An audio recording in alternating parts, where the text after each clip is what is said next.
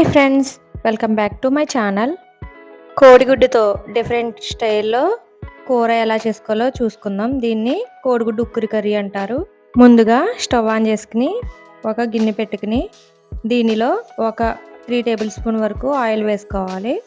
ఇప్పుడు ఇందులో 2 పచ్చిమిర్చి ఘాట్లు పెట్టుకుని వేసుకోవాలి. ఇవి కొంచెం ఫ్రై అయినాక దీనిలో ఒక 5 మీడియం సైజు ఉల్లిపాయల్ని సన్నగా కట్ చేసుకుని వేసుకోవాలి.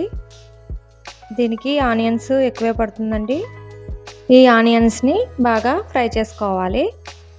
ఇవి కొంచెం 2 మినిట్స్ ఫ్రై చేసుకున్నాక దీనిలో ఒక 1/2 టేబుల్ స్పూన్ వరకు పసుపు వేసుకోవాలి.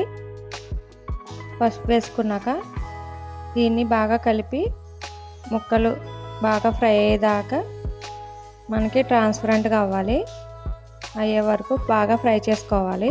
ఆనియన్స్ ఫ్రై అయిపోయినాయి కదా. ఇప్పుడు ఒక బిగ్ సైజ్ టమాటోని సన్నగా ముక్కలు కట్ చేసుకుని ఇందులో వేసుకోవాలి.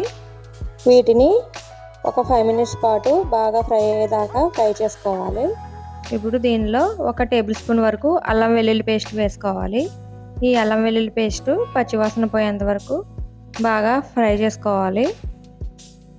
ఫ్రై అయిపోయింది కదా. ఇప్పుడు దీనిలో ఒక 1.5 స్పూన్ వరకు కారం వేసుకోవాలి. మన రుచికి సరిపడా ఉప్పు వేసుకోవాలి. ఒక టేబుల్ స్పూన్ వరకు ధనియాల పౌడర్ వేసుకోవాలి. ఒక 1/2 టేబుల్ స్పూన్ వరకు జీరా పౌడర్ వేసుకోవాలి. వేసుకుని ఇవన్నీ బాగా కలిసేదాకా బాగా కలుపుకోవాలి. మనం పచ్చిమిర్చి వేసాం కదా, దాన్ని బట్టి కారం అడ్జస్ట్ చేసుకుని వేసుకోవచ్చు. ఇప్పుడు ఇవన్నీ కలిసేదాకా ఫ్రై చేసుకుని దీనిలో 1 గ్లాస్ వాటర్ వేసుకోవాలి. వేసుకుని మనం 4 ఎగ్స్ అయితే తీసుకున్నామండి. 4 ఎగ్స్ని బ్రేక్ చేసుకుని ఇందులో వేసేసుకోవాలి.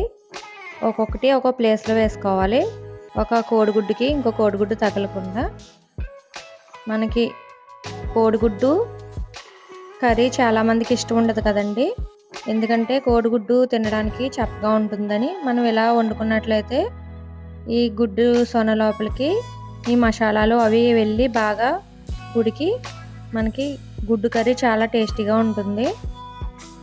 ఇది కొంచెం దగ్గర పడినాక దీనిలో ఒక 1/2 టేబుల్ స్పూన్ వరకు గరం మసాలా పౌడర్, సన్నగా తరిగిన కొత్తిమీరని వేసుకోవాలి.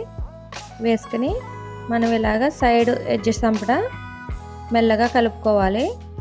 గుడ్డు విరిగిపోకుండా కలుపుకుంటూ కొంచెం ఒక 5 మినిట్స్ పాటు మూత పెట్టుకుని ఉడికించుకోవాలి. ఇది ఆల్మోస్ట్ ఉడికిపోయిందండి. ఆఫ్ చేసేసుకుంటే ఇప్పుడు డిష్ అవుట్ చేసి చూపిస్తాను మీకు.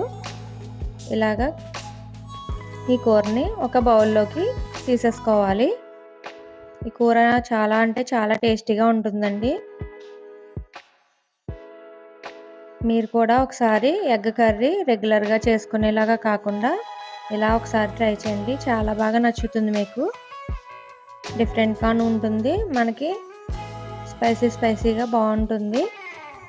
ఎగ్ కూడా చప్పగా తగలకుండా మసాలా అంతా ఎగ్ లోపలికి అంతటికి వెళ్ళి కూర అయితే చాలా టేస్టీగా ఉంటుంది. చూడండి, కోడిగుడ్డు అసలు బ్రేక్ అవ్వకుండా గుడ్డు బలంగా అలాగా ఉడికి నీట్గా ఉంటుంది.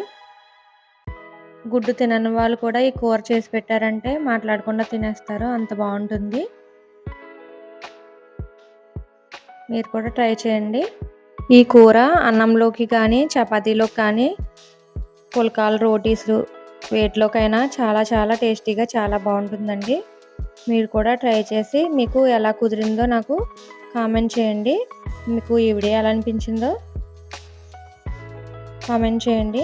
వీడియో నచ్చినట్లయితే లైక్ చేయండి, షేర్ చేయండి, సబ్స్క్రైబ్ చేసుకోవటం మాత్రం మర్చిపోవద్దు. Thanks for watching. Bye bye. See in the next video.